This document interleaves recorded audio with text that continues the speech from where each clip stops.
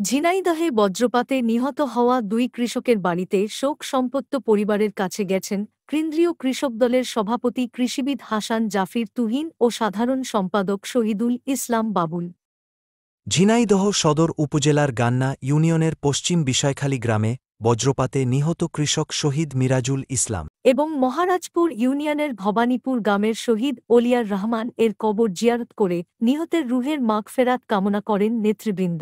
এ সময় কেন্দ্রীয় কৃষক দলের খুলনা বিভাগীয় সাংগঠনিক সম্পাদক ওসমান আলী বিশ্বাস, কেন্দ্রীয় কৃষক দলের সহ সাধারণ সম্পাদক ইঞ্জিনিয়ার মমিনুর রহমান, ঝিনাইদহ জেলা বিএনপির সভাপতি আব্দুল মজিদ সহ ঝিনাইদহ, খুলনা, চুয়াডাঙ্গা, কুষ্টিয়া, মেহেরপুর, মাগুরা, যশোর থেকে আগত বিএনপি ও কৃষক দলের নেতাকর্মীবৃন্দ। শেষে গান্না ইউনিয়নের চণ্ডীপুর বাজারে তৃণমূলের সংখ্যা গরিষ্ঠ জনগোষ্ঠীকে সংগঠিত করার লক্ষ্যে মতবিনিময় সভা অনুষ্ঠিত হয়। এতে প্রধান অতিথি হিসাবে কৃষিবিদ হাসান জাফির তুহিন ও প্রধান বক্তা হিসাবে শহীদুল ইসলাম বাবুল বক্তব্য রাখেন।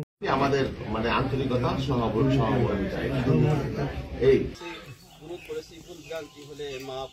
দুজন মেহমান সহ আইব ভাই সহ উপস্থিত শহীদ জামানের খালেদা জিন্দাবাদ, তারুণ্য অহংকার, কৃষক বন্ধন নেতা আরেক রহমান জিন্দাবাদ, সবাইকে ধন্যবাদ।